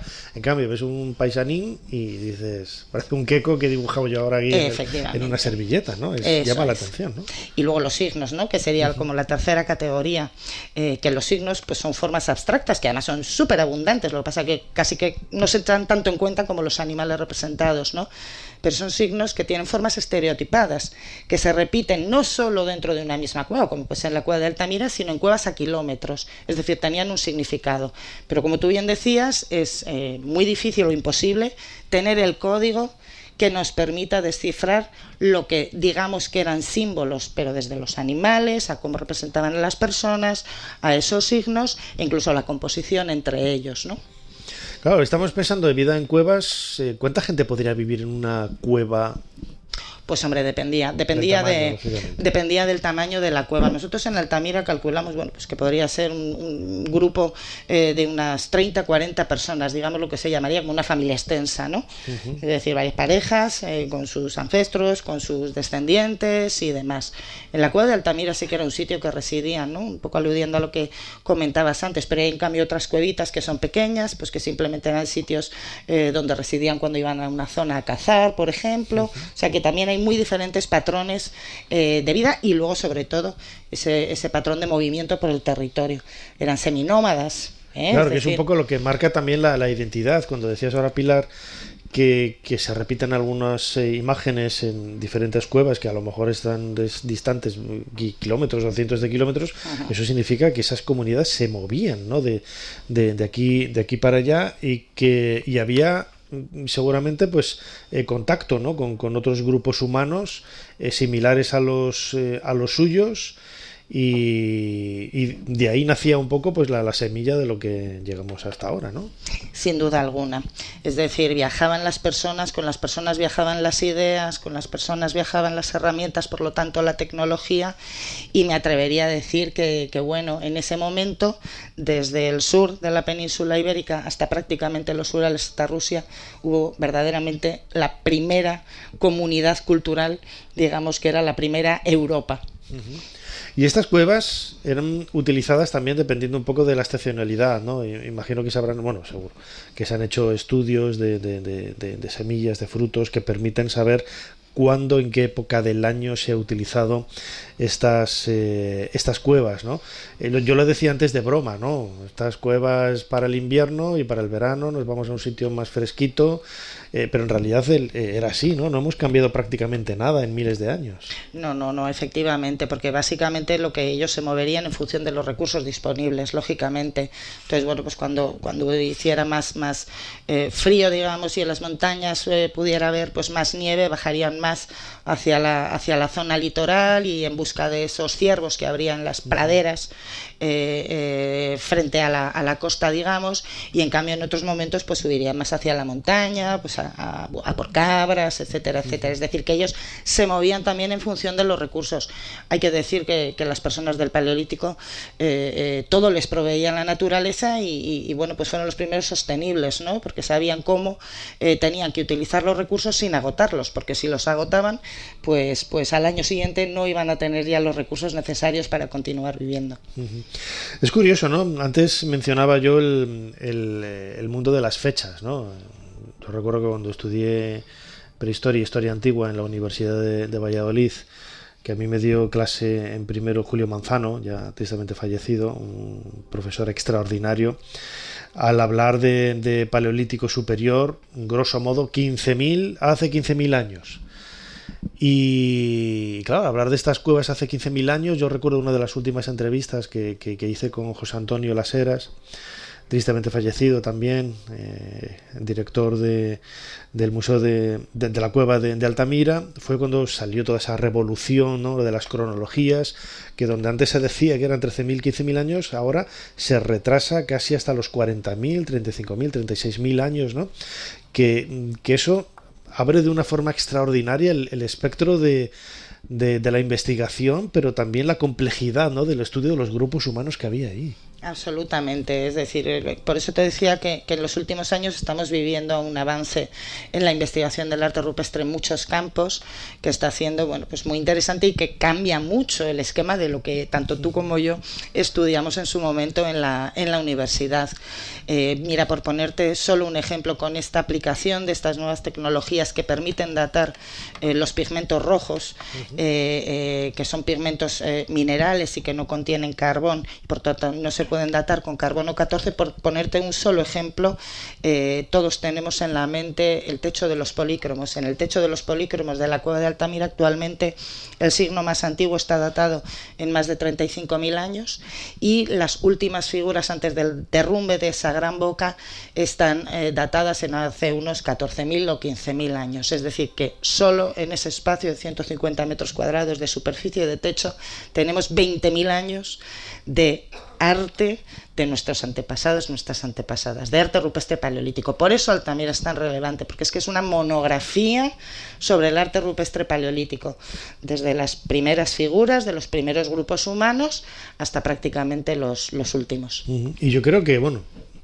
aquí los franceses quizás dirían otra cosa, ¿no? Pero yo creo que Altamira, al final, Marcelino Sáenz de Sautuola se salió con la suya, ¿no? Le reconocieron también que se habían equivocado con este pobre hombre, pero yo creo que no tiene parangón, ¿no?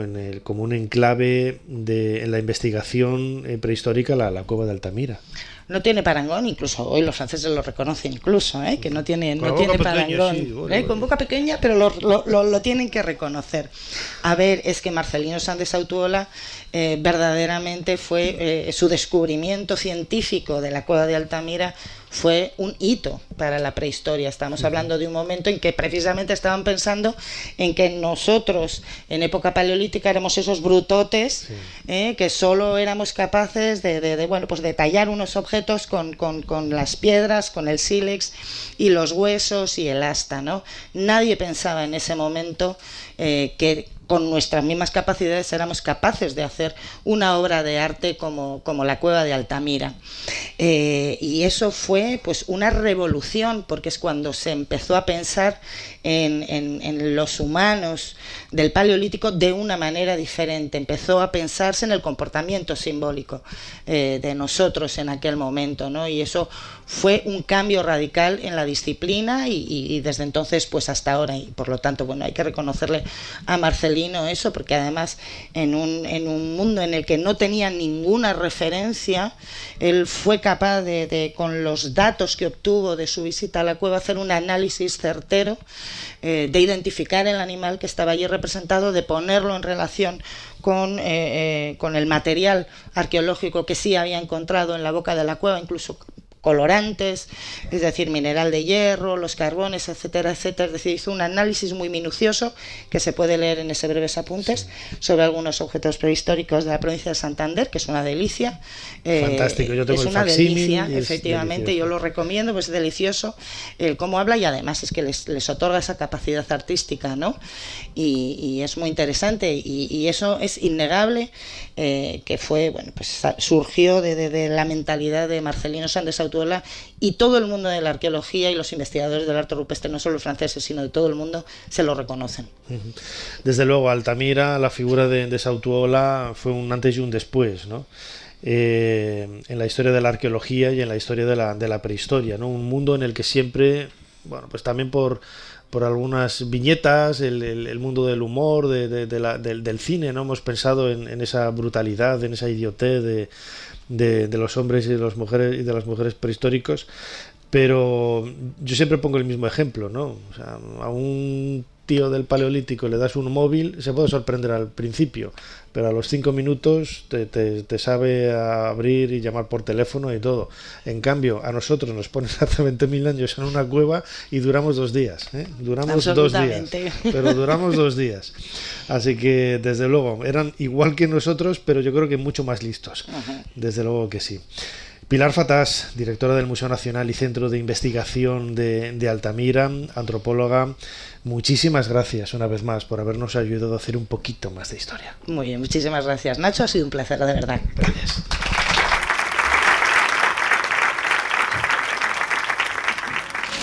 Extra, extra. La Gioconda ha desaparecido del Louvre. La Gioconda en poder de una banda de traficantes de arte internacional. Extra, extra. El Louvre pierde la obra maestra de Leonardo da Vinci. Tú sabes el valor que tienen. Sé el valor que tienen. Y también sé de dónde vienen, Guillaume. Por eso, precisamente, tenemos que deshacernos de ellas lo antes posible. Ser Historia con Nacho Ares. Todo lo que quisiste saber de la historia, la madrugada del sábado al domingo, en la cadena SER. Tampoco se puede juzgar como ha hecho cierta leyenda negra, es decir, el rey encarcela al hijo, el rey participa directamente en la muerte de su hijo. En fin, yo creo que todo esto son cosas que están fuera de la realidad. El rey sí decide actuar contra un hijo que considera que no está en condiciones de sucederle, que considera que no ha actuado correctamente de acuerdo con su condición de príncipe heredero, y lo hace seguramente contra sus propios sentimientos de padre, imbuido de esa idea que él tenía, y es de que estaba en el poder por decisión divina y de que Dios le pediría cuentas de lo que hiciera. Felipe II actuaba convencido de esto, como actuaron todos los reyes de España, fuertemente urgidos por su conciencia, y yo estoy seguro de que tuvo la conciencia clara de que pese al dolor que pudiera producirle, tenía que actuar de esa forma.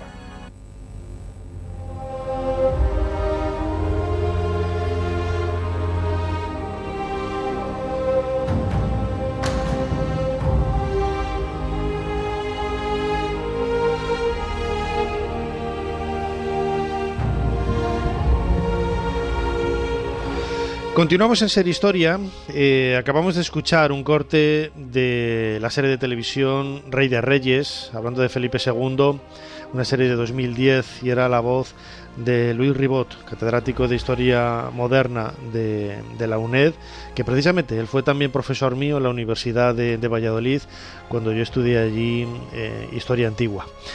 La figura de Felipe II va a ser el protagonista, ¿no?, de los próximos minutos aquí en este programa especial de Ser Historia que estamos haciendo desde Torrelavega, celebrando esos 40 años de ser Torrelavega, de aquí en un lugar maravilloso que es el Centro de Cultura Hermilio Alcalde del Río. Y para hablar de Felipe II lo queríamos hacer con un invitado muy especial, un buen amigo desde hace un montón de años, Mariano Fernández Urresti. Mariano, bienvenido de nuevo a Ser Historia. ¿Qué tal? Encantado de estar aquí. Acabas de publicar con Almuzara, bueno, ha salido ya hace un poquito de tiempo, Felipe II y el templo del rey Salomón, como digo, publicado por Almuzara, donde te adentras en la biografía de uno de mis personajes favoritos de la historia de España, Felipe II, y que además ese templo del rey Salomón, refiriéndonos al Escorial, tiene también muchos vínculos con la comunidad donde nos encontramos, en Cantabria, ¿no? Juan de Herrera, precisamente, era de aquí. Ahora hablaremos de ello. Algunos de los canteros que trabajaron en este maravilloso edificio también lo eran. Y todo ello alrededor de la figura de Felipe II, que era un entusiasta de los libros, ¿no? Lo vemos en la biblioteca que hay en el Escorial. ¿De qué fuentes él se nutrió para construir ese Escorial, intentando emular el templo de Salomón? Eso es lo que primero puede llamar la atención del título del libro que has mencionado, pero también de las propias ideas de este rey, que sí que podemos decir que fue el rey del mundo en un momento dado. Pensad que no solamente era rey de España, de América, sino que transitoriamente lo fue de Inglaterra, cuando estuvo casado durante un tiempo con María Tudor, también rey de Portugal durante el tiempo que duró la conquista española del Reino Luso.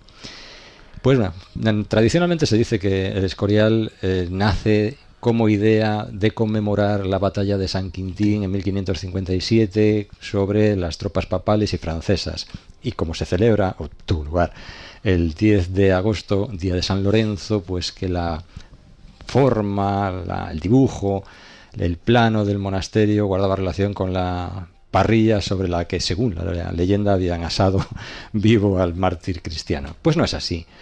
Realmente la obsesión que tenía Felipe II con el templo de Salomón viene de muy atrás, viene de sus años ya de príncipe, cuando conoce a Juan de Herrera justamente en Valladolid, donde tú estudiaste. En 1548 hace Felipe II, siendo príncipe, lo que llamaron el Felicísimo Viaje, un viaje que le llevó desde España hasta Flandes, donde estaba su padre, y en el tránsito, en las ciudades donde llegaban, eran recibidos con vítores y alusiones al rey Salomón, lo mismo que su padre, Carlos V, pretendía ser el nuevo rey David. No es que pensaran ser reencarnaciones de esos reyes, sino que trataban de asumir, por una parte, la compleja herencia que les llevaba a ser reyes de Jerusalén, y por otra parte, a asumir, sí, el legado espiritual de lo que significaba el templo de Salomón. El Escorial, obviamente, nada tiene que ver arquitectónicamente con la descripción que se hace del templo de Salomón, pero sí como espíritu, el eje del mundo, el lugar donde, alrededor del cual se clavaba el compás y se distribuía el reino de Dios en la tierra, que él, Felipe II, encarnaba, era el brazo armado, ¿no? Eso le llevaba incluso, naturalmente, a enfrentarse, si era preciso, con el Papa.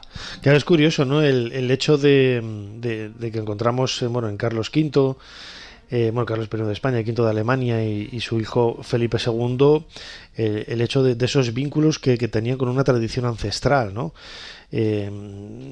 Carlos V se emulaba, ¿no?, a la figura de Hércules, por ejemplo, y Felipe II, yo conozco un árbol genealógico que lo hace descender del mismísimo Osiris, ¿no? Es una cosa muy, muy loca, ¿no? Ya en el siglo XVI había esta egiptomanía, tenía que salir Egipto sí o sí en el programa, ¿no?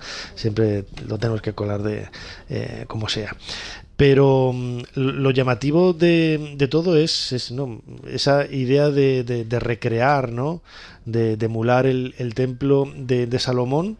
Claro, un templo de una tradición judía muy clara. Y Jesús iba a decir, Felipe, que era su católica y real majestad, el látigo contra los judíos, contra los herejes, contra cualquier religión que se saliera del catolicismo más ortodoxo, llama la atención, ¿no? Que quiera recrear un monumento judío, aunque sea desde el punto de vista espiritual, en el Escorial, ¿no? Quizás porque él sabía que Jesús era judío, no era cristiano, ¿no? También yo muchas veces he pensado, me he planteado esa idea, ¿no?, de que Jesús era judío y él lo supo ver y bueno, vamos a copiar un poco de aquí, ¿no? Pues es realmente curioso, porque estamos en el siglo XVI, en una Europa zarandeada por dos grandes movimientos, el humanismo por una parte y el protestantismo por otra. En medio, una iglesia empobrecida, culturalmente también muy pobre, que vendía indulgencias, los clérigos, y tratan de rearmarse contra esos enemigos nuevos, que son los protestantes, con el Concilio de Trento, que trata de llamar a la devoción a los cristianos con los pasos procesionales de Semana Santa, que todavía hoy existen, con la devoción por las reliquias. Hay 7.422 reliquias en el Escorial.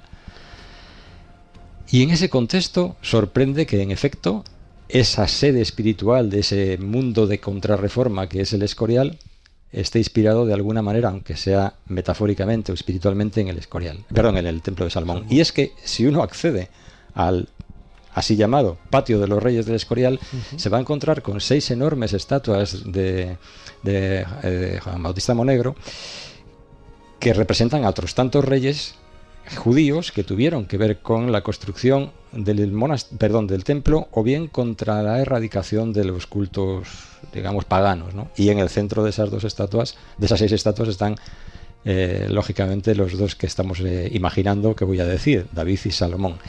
Y bajo los pies de ellos había unas cartelas, unas inscripciones, hoy hay otras, no son las originales, que escribió en su momento y desaparecieron Benito Arias Montano, que fue uno de los miembros de ese círculo mágico que tenía a su alrededor Felipe II, junto con Juan de Herrera, por ejemplo, que hemos mencionado. Sí, el bibliotecario del Escorial, Arias Montano, otro personaje al que ya dedicamos un cronovisor aquí en Ser Historia, junto con Jesús Callejo.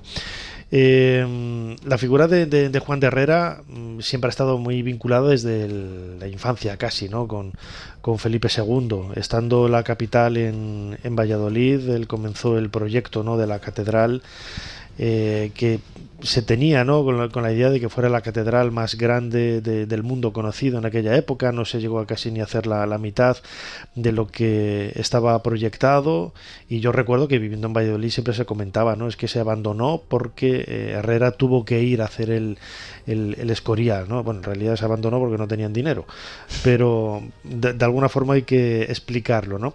Pero sí que es cierto que el Escorial es quizás la carta de presentación, una de las obras más grandiosas jamás hechas, y de la mano de un cántabro como Juan de Herrera, ¿no? Hablamos del edificio civil más grande de España, 4.000 estancias, 45.000 libros, 50.000 códices y las 7.422 reliquias que he mencionado antes. Y es en efecto, en gran medida, o en casi toda medida, obra de Juan de Herrera, que nació en Movellán, en un pueblo de aquí del municipio de Valdáliga, y que tuvo una relación muy estrecha con Felipe II hasta que al final de su vida la cosa cambió. ¿Qué no cambió con Felipe II? Debe ser un tipo raro. Pero los dos eran grandes apasionados de la ciencia, los dos eran grandes apasionados de las matemáticas. Felipe II crea la primera academia de matemáticas de España, y el primer presidente es Juan de Herrera. Los dos eran católicos. Juan de Herrera, además, como el propio rey, y paralelamente era un amante del esoterismo. Se dice que en su biblioteca tenía alrededor de 700 y pico libros dedicados al esoterismo, a las ciencias ocultas, y el rey unos 200 y pico. Curiosamente, el mismo rey que en 1559 dicta un índice de libros prohibidos que estaban todos en su biblioteca. Son justamente los que él coleccionaba. La explicación puede ser que se ha querido contraponer el catolicismo con el esoterismo, y a lo mejor hay un punto de encuentro. Yo le encuentro, valga la redundancia, en Raimundo Giulio, en Raimon Llull. Ese esoterismo cristiano que después pues encontramos en Pico de la Mirándola o en Marsilio Ficino en el Renacimiento, está aquí, es representado por Juan de Herrera, ¿no? Que nunca fue nombrado realmente arquitecto. Tenía un cargo ambiguo, aposentador real, algo que fue también Diego Velázquez. Velázquez, el pintor, lo fue del nieto de Felipe II, de Felipe IV. Y yo no sé si exactamente el título era lo correcto, porque yo más bien diría que fue algo así como el mago de cabecera de Felipe II, Juan de Herrera. Sí, porque Felipe II, lo comentabas ahora, en su biblioteca del Escorial hay un montón de libros que tienen ese perfil, ¿no? Quizás menos católico y más pagano, ¿no? En el sentido de que son obras que hacen referencia muy clara al mundo de la magia, incluso de la quiromancia. Hay libros de lo más bizarro, ¿no? Que no esperaríamos encontrar en la biblioteca de su católica y real majestad, ¿no? Sí, y cuando uno entra en el Escorial, en la basílica, y alza la mirada, hay una representación, unos frescos de Luca Cambiaso, donde sorprende ver a Jesús y a Dios sobre una piedra cúbica.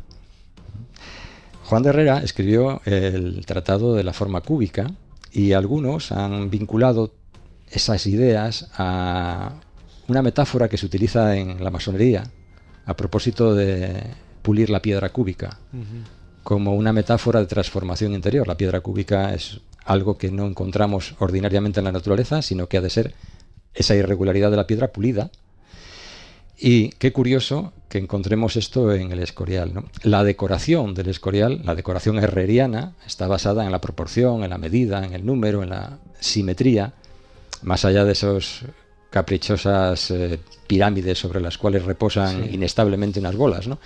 Pero lo cierto es que esa idea de que se puede llegar a Dios a través de la ciencia, a través de la matemática, ya era algo sabido. Bernardo de Claraval, en el siglo XII, el gran impulsor de la orden del temple y del arte gótico, decía que Dios es altura, anchura, longitud y profundidad. Y en uno de los frescos que hay en la biblioteca del Escorial, un programa iconográfico que diseñó Benito Arias Montano, hay una representación de, claro, el rey Salomón y la reina de Saba. Sobre un paño que cubre la mesa hay una representación de unas letras en hebreo, que es una cita del libro de la sabiduría de la Biblia, donde se dice también: tú que lo creaste todo con peso, número y medida. Parece como que hay un juego esotérico en el Escorial, y en las formas del Escorial, y en las proporciones nada casuales de su construcción. Claro, cuando hablamos de arte, y sobre todo en esta época, ¿no? Que antes con Pilar hablábamos de esos códigos que se han perdido, ¿no? De la prehistoria, pero muchas veces echamos la vista atrás al Renacimiento, al Barroco, y vemos una serie de elementos en el arte que nos parecen raros, ¿no? Y decir, no, es que eso es un símbolo esotérico, ya como que lo desestimamos, ¿no? Y decimos una tontería. Y no, era algo totalmente a la orden del día, ¿no? Este tipo de códigos secretos que había en los cuadros, que apareciera un conde, un marqués, quien fuera, un rey, un noble con un escudo determinado, con una capa determinada, blandiendo un arma determinada, etcétera. Todo tenía su significado, todo tenía su valor, y había que leerlo y había que interpretarlo, ¿no? Y Juan de Herrera pertenecía precisamente a un grupo, ¿no? de este tipo, que jugaba mucho con esta lectura doble, ¿no? De muchas cosas, ¿no? Sí, ya te digo que entonces era corriente que en las cortes europeas de la época hubiera un círculo de asesores, como ahora los tienen los políticos, que te asesoran pues el color de la corbata en el debate televisivo. Allí había otros asesores de este tipo de perfil, ¿no? De personas que te podían orientar, estrelleros, zahoríes. Bueno, Felipe II le hicieron, al menos que se sepa, 5 horóscopos o cartas astrales. O el de Matías Jaco es el que calculó el más famoso de todos ellos, y Felipe II los tenía, estos, sobre todo este que te digo, como libro de cabecera, casi. Incluso se comportaba o tomaba decisiones de acuerdo a lo que se le había dicho en ese horóscopo. Que era muy raro, que sí, lo he dicho yo. Sí, era muy raro. Muy raro. Uh-huh. Y a propósito de los mensajes ocultos en determinados libros, bueno, pues como anécdota, si entran en la basílica del monasterio, no sé si es la primera o segunda capilla, no lo recuerdo, hay un cuadro de Sánchez Coello donde se representa a San Agustín, llevando en la mano la maqueta del Escorial. Junto a él están San Jerónimo. Los Jerónimos fueron los que tuvieron la custodia del lugar en su momento, y un niño Jesús, y ahí viene la simbología, que señala al suelo un círculo, un agujero. Da la impresión de que San Agustín va a colocar la maqueta del monasterio sobre ese agujero en el suelo, y hay toda una leyenda, y en fin, a propósito de la boca del infierno. Dicen que el Escorial fue elegido el lugar porque allí había una entrada al infierno, y que Felipe II trató de sellarla con esta obra, con esta magnífica construcción, ¿no? A mí esa teoría sí me ha parecido un poco rara, porque si quieres sellar la alcantarilla que te lleva al infierno, yo no me pongo la cama arriba. O sea, yo no me pongo a vivir arriba, a dormir arriba. Pero si recordamos el modo y manera en el que se produce la muerte del rey, pues a lo mejor todo guarda más sentido, porque fue una muerte muy dolorosa, muy prolongada en el tiempo, fueron 53 días de dolorosa agonía, en la que él se hace rodear, el rey, de algunas de esas reliquias que dicen los cronistas que besaba con ojos y boca, y además de cuadros de un pintor verdaderamente extraño, porque todos pensaríamos que un hombre católico machamartillo como era Felipe II, pues traería a su presencia, yo que sé, un descendimiento de Tiziano. Pues no, hace traer a su presencia cuadros del Bosco, el Jardín de las Delicias, el Carrodeno, donde se representa un mundo totalmente onírico, parece traído de un viaje alucinógeno. Y además se dice que el Bosco pertenecía a una suerte de sociedad o desviación cristiana, los adamitas, que tenían en especial adoración a Adán y todo lo que Adán representaba, es decir, la desnudez, el comportamiento sexual desinhibido en aquellos tiempos buenos del Jardín del Edén. Es un personaje muy, muy llamativo, ¿no? La figura de Felipe II, por esos contrastes, ¿no? Ya para ir acabando, Mariano Fernández Urresti, autor de este libro Felipe II y el templo del rey Salomón. Bueno, yo en su momento no me adentré mucho en la vida de Felipe II para estudiar a la princesa de Éboli, Ana de Mendoza. Y claro, yo leí muchos libros, ¿no? Y claro, había cosas que a mí me parecían, es cierto que Felipe II es muy raro, pero había cosas que a mí, digo, es que no tiene ni pies ni cabeza, ¿no? También corremos el peligro, ¿no? Del mismo modo que hay que reconocer ese lenguaje oculto que hay en el arte, en la pintura, en la escultura, de algunos artistas que resuelven una serie de temas de una forma determinada u otra y tal. También es cierto que se ha, bueno, pues se ha especulado mucho y se ha exagerado mucho, ¿no? Sí, la gracia de todo esto es cuando en lugar de leer algunas de estas obras, lees a los propios cronistas de la época. Por ejemplo, Fray José de Sigüenza, que fue el segundo bibliotecario del monasterio, después de Benito Arias Montano, hace una crónica de cómo se construyó el monasterio y de gran medida la vida del propio rey. Y es que ahí también te encuentras cosas ciertamente asombrosas, ¿no? Él cuenta cómo se eligió el lugar en aquella zona de la Sierra del Guadarrama para construir el monasterio, y bueno, se creó una comisión de expertos entre los que había, pues perfectamente podemos imaginar a estrelleros de estas zahoríes, yo qué sé. Y en el momento en que deciden que ese es el lugar el más idóneo, cuenta Fray José de Sigüenza que se alzó un enorme vendaval y ellos interpretaron que el maligno se mostraba su disconformidad de aquella manera. De modo que si lees a los propios cronistas, entiendes que después haya podido suscitar esas dudas. Exactamente. Y hay muchas cosas que he comentado, pues las cuentan los propios cronistas, ¿no? Sobre todo Fray José de Sigüenza te ofrece detalles, el famoso perro negro, ¿no? Que vaga entre las obras durante la obra del Escorial, y que algunos interpretan, algunos obreros llegan a interpretar que era la presencia del diablo, y cómo Fray Antonio de Villacastín, que era el maestro de obras, decide colgar al perro de un andamio para que de esa manera cesen las especulaciones a propósito de si realmente era el demonio quien rondaba por las obras. O el paso de un cometa en 1577 es interpretado de todas las maneras negativas imaginables. El incendio de la torre de la botica, que según miras desde la lonja, la fachada del monasterio, la de la derecha, pues también se piensa que todo esto es una maldición, en fin. Y el taller alquímico, ¿no? Sí, bueno, eso sí que parece que está probado, ¿no? Que estuvo allí, que piensas que hacían allí todos esos químicos, ¿no? Haciendo ahí pociones ahí raras, ¿no? Claro. Tenemos que pensar un poco en si ello. A todo eso añades, pues cosas como tú bien sabes, asesinatos de Estado, si tuvo o no tuvo arte o parte Felipe II en la muerte de Juan de Escobedo, o qué papel jugó en la trama de Antonio Pérez, o qué jugó o no jugó con la princesa de Éboli, pues tenemos un personaje fascinante que para sus adversarios del norte era el demonio del mediodía, es decir, el demonio del sur, y para los suyos, sus adeptos, era el rey prudente. Desde luego, y es una pena, es una pena, porque invito a los que nos están escuchando que me digan cuántas películas se han hecho de Felipe II. Ni una, se nos tenía que caer la cara de vergüenza. Y no, pero bueno, como es español, pues pasa desapercibido. En cambio de Enrique VIII y de otros que me parece muy bien, son totalmente válidos, ¿no? Cada uno en su país pues va defendiendo sus cosas, ¿no? Pero aquí, como somos tontos del bote, pues no hacemos nada al respecto.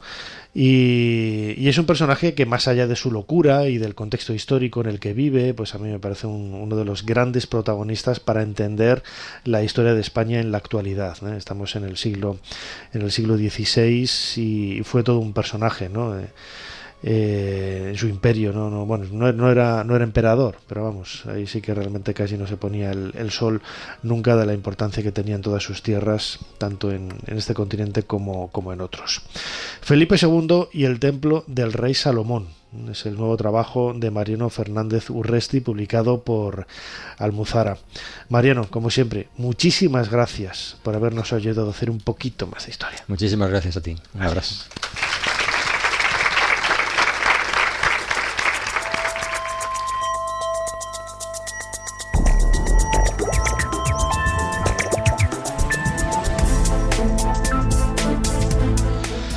Bueno, pues llegamos al final de este programa de Ser Historia, celebrando los 40 años de Ser Torrelavega, gracias a la colaboración del Ayuntamiento de esta ciudad de Torrelavega, que hemos realizado en el Centro de Cultura Hermilio Alcalde del Río de esta ciudad cántabra. Como digo siempre, el programa no hubiera sido posible sin la ayuda del del ayuntamiento, pero sobre todo sin la ayuda de un equipo enorme que hay detrás de este modesto equipo de Ser Historia que ha venido hoy desde Madrid. Quería dar las gracias a todos los compañeros de la cadena SER en la redacción, Joaquín Díaz y Conchi Castañeda, en el departamento comercial, Pedro Barreda y José Costana, y en la dirección Mónica Revilla, todos ellos compañeros de la cadena SER aquí en Cantabria, a quien les pido un aplauso muy fuerte para todos.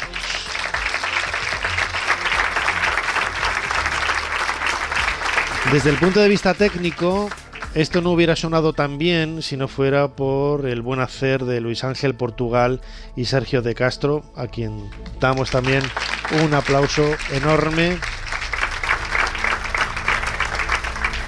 Y ya para acabar, en la producción, como siempre, Fermín Agustí y Fermín Mier de Radio Cantabria, también aquí de Sar Torrelavega, que nos ha ayudado también en la realización de los contenidos de este programa. Ana Caballero controlando las redes sociales y en la producción, un aplauso muy grande para ella. También aquí la tengo a mi derecha. Y como siempre, creo que no me olvido a nadie. Si me olvido, pues es de mí, no pasa nada. En la dirección y en la locución, vuestro humilde servidor Nacho Ares. Les dejamos con más cosas aquí en la cadena SER. Hasta la semana que viene. Muchas gracias, Torrelavega.